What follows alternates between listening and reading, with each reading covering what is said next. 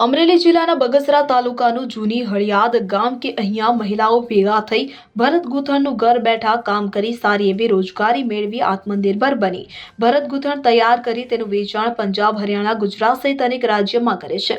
જુઓ આ રિપોર્ટમાં।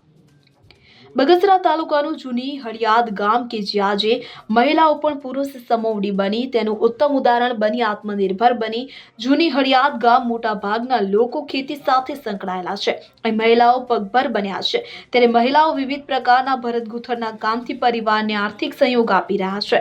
ત્યારે એટલું જ સીમિત નથી, અહીંયાથી મહિલા દ્વારા સમગ્ર દેશભરમાં પોતાનું ભરત ગૂંથણનું કામ ફેલાવી આ મહિલાઓ મહિનાના 12 થી 15,000 રૂપિયા સુધીની આવક મેળવી રહ્યા છે।